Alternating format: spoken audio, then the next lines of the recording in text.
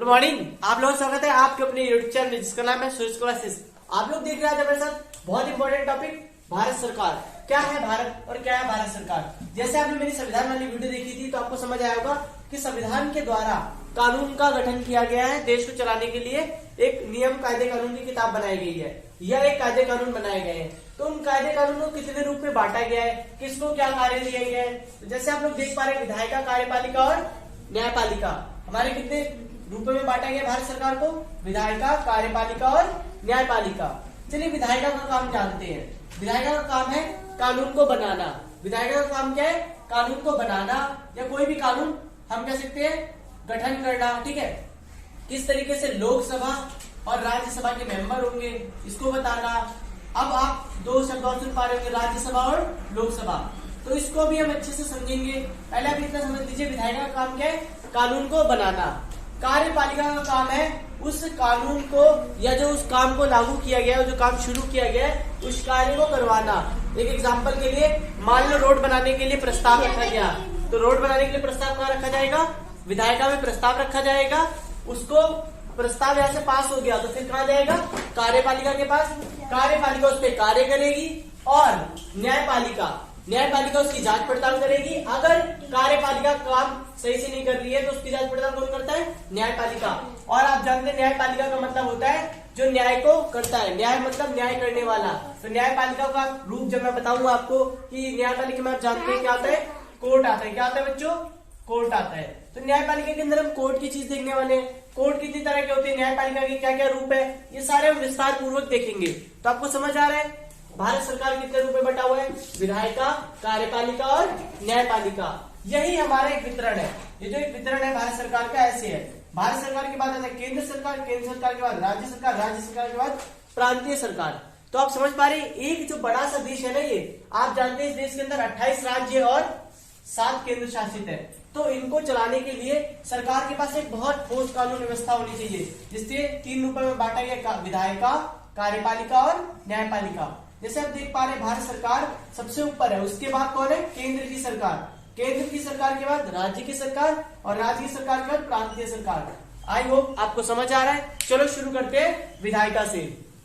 चलिए शुरू करते हैं। अब जानेंगे न्यायपालिका, कार्यपालिका और विधायिका के तीनों के कार्य अलग अलग तरीके से। अब इसे पेपर पे बस बच्चों इसीलिए लिया गया है ताकि इसे आप अच्छे से समझ सके और नोट डाउन कर सके। चलिए देखिए, न्यायपालिका का परिचय लेना चाहे तो आप समझ सकते हैं न्यायपालिका का मतलब है जो न्याय कराती है या जो न्याय करती है वो क्या है, न्यायपालिका है। तो न्यायपालिका एक स्वतंत्र संस्था है। स्वतंत्र का मतलब समझते हैं आप कि इसके फैसले खुद लेती है ये। दूसरा, न्यायपालिका का शासन तीसरा अंग है। न्यायपालिका का जो शासन व्यवस्था है वो क्या है, तीसरा अंग है।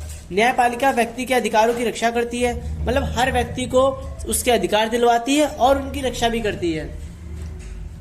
न्यायपालिका कानून के अनुसार विवादों का निपटारा करती है, मतलब न्यायपालिका क्या करती है, जो भी व्यक्ति का कानून आता है, जो भी उसका केस आता है उसको पहले समझती है, फिर उसके हिसाब से उसको क्या करती है, निपटारा करती है, ताकि क्या हो सके, देश सुचारू रूप से चलाया जा सके। अब मान लो अगर न्यायपालिका स्वतंत्र ना हो या है तो क्यों आवश्यकता पड़ती है हमें स्वतंत्र न्यायपालिका की। तो देखिए, स्वतंत्र न्यायपालिका में विधायिका और कार्यपालिका दोनों होते हैं और दोनों उसके कार्य में बाधा ना डाल सके, मतलब उसी के कार्य को खराब ना कर सके, इसलिए हमें स्वतंत्र न्यायपालिका की आवश्यकता पड़ती है। मान लो हमारी कार्यपालिका कार्य कर रही है, उसने कोई कार्य करवाया और अगर वो कार्य गलत करती है तो हमारी न्यायपालिका स्वतंत्र है, उसके ऊपर क्या कर सकती है, वो एक्शन ले सकती है। आप समझ पा रहे हैं। चलिए आगे चलते हैं। सरकार के अन्य अंग न्यायपालिका के फैसलों के में हस्तक्षेप नहीं कर सकते, मतलब सरकार का कोई भी अन्य अंग, विधायिका, कार्यपालिका, पुलिस, IAS, IPS, कोई भी न्यायपालिका के फैसले में हस्तक्षेप नहीं कर सकता है। आगे चलिए।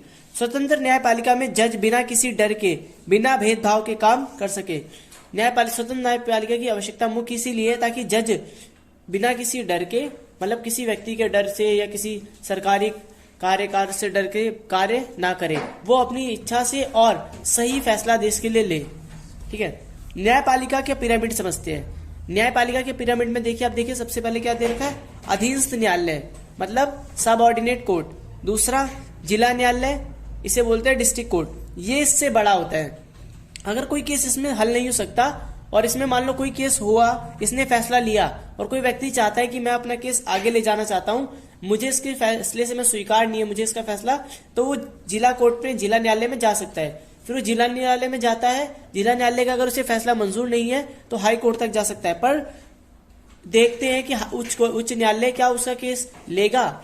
उसके केस में कोई ऐसे ऐसी पावरफुल केस मतलब होना चाहिए जिस बात पे उच्च न्यायालय क्या करे, उस केस को एक्सेप्ट करे। उच्च न्यायालय से भी ऊपर क्या होता है, सर्वोच्च न्यायालय। सबसे ऊपर कौन है, सर्वोच्च न्यायालय। ठीक है, चलिए जानते हैं सर्वोच्च न्यायालय के बारे में। क्या होता है सुप्रीम कोर्ट। देखिए ध्यान रखिए बच्चे, जरूर सवाल आ सकते हैं। सबसे ऊपर कौन है, सुप्रीम कोर्ट, उसके बाद हाई कोर्ट, फिर डिस्ट्रिक्ट कोर्ट, फिर सब कोऑर्डिनेट कोर्ट। चलिए अब हम न्यायपालिका के कुछ इंपॉर्टेंट चीजों को जान लेते हैं। न्यायपालिका का सबसे इंपॉर्टेंट चीज क्या है कि न्यायपालिका में सुप्रीम कोर्ट ऊपर है, हाई कोर्ट उससे ऊपर है, उसके नीचे है, उसके नीचे डिस्ट्रिक्ट कोर्ट, उसके नीचे सबऑर्डिनेट कोर्ट। ठीक है, अब सर्वोच्च न्यायालय और उच्च न्यायालय में क्या अंतर है, ये बहुत छोटी सी चीज है समझने के लिए। देखिए सर्वोच्च न्यायालय का फैसला कोई भी टाल नहीं सकता। सर्वोच्च न्यायालय का फैसला जो आखिरी में सर्वोच्च न्यायालय ने डिसीजन ले लिया उसे सबको ही मानना पड़ेगा। यह उच्च न्यायालय के जज मतलब सर्वोच्च न्यायालय के जज के पास इतनी ताकत होती है कि वो उच्च न्यायालय के जज को स्थापित कर दे और उन्हें हटाने की भी पावर उसके पास होती है।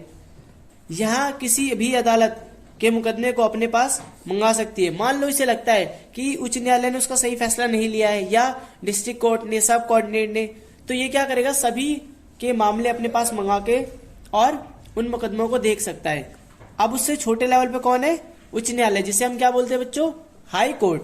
हाई कोर्ट निचली अदालतों पे अपनी सुनवाई कर सकता है, वो निचली अदालतों के केस देख सकता है और यहाँ तक कि वो निचली अदालत के मुकदमे समझ सकता है, उन पे नियंत्रण रख सकता है।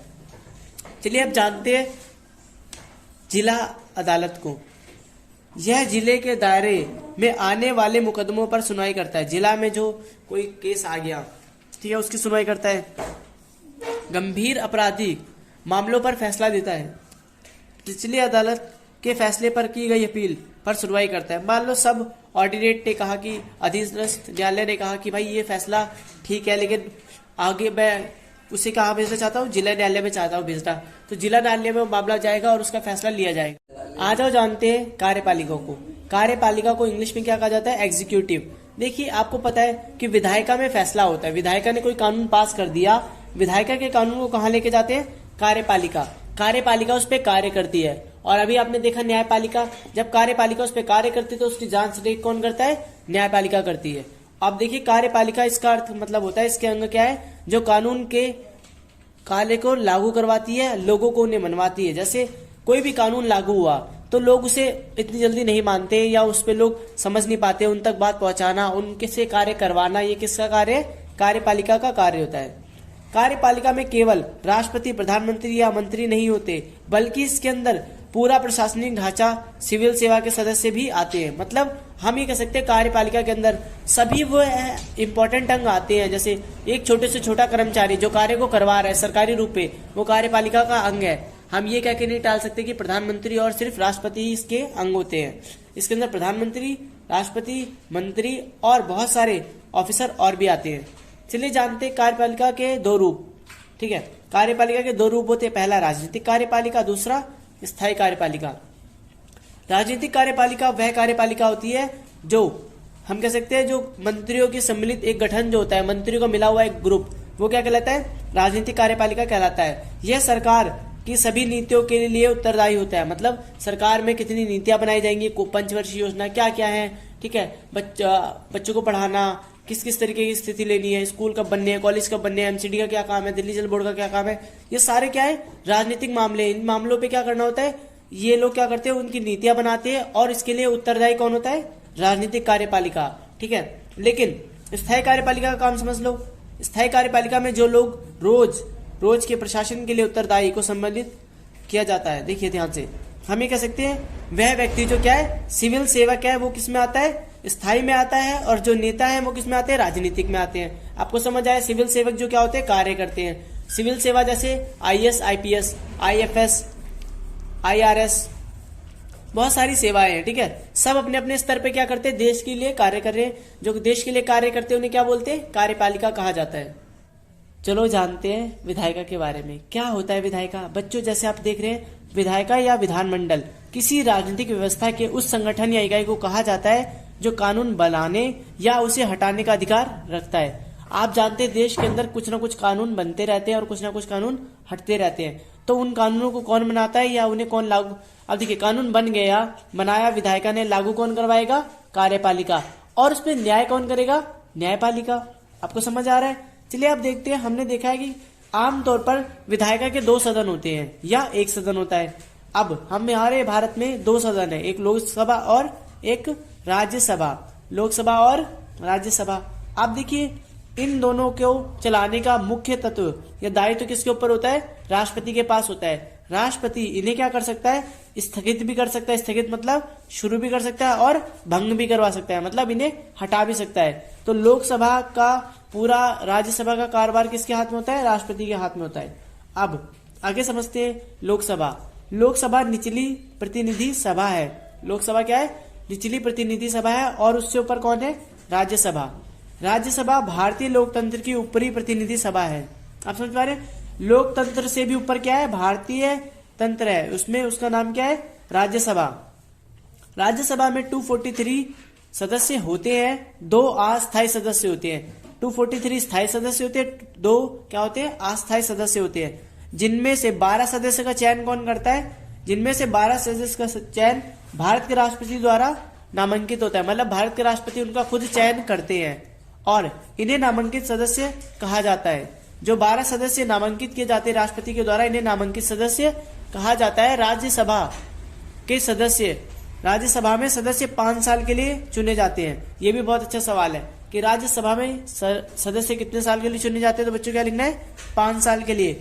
और इसमें क्या होता है? हर 2 साल बाद 1/3 सदस्य हटा दिए जाते हैं। हटाना मतलब आप समझ रहे, मान लो 60 सदस्य टोटल, तो इसमें से 1/3 सदस्य हटा दिए जाते हैं। 1/3 का मतलब जैसे 60 में से अगर हम 1/3 निकालेंगे, इसका तीसरा हिस्सा करेंगे तो कितने सदस्य हो गए? 20 सदस्य। एक एग्जाम्पल लिया है मैंने कि इतने सदस्य को हटाकर इनका चयन दोबारा किया जाता है। आप लोगों को ये समझ आया होगा, आई होप। तो मोर वीडियोस के लिए देखते रहे सूर्य क्लासेस। Thank you.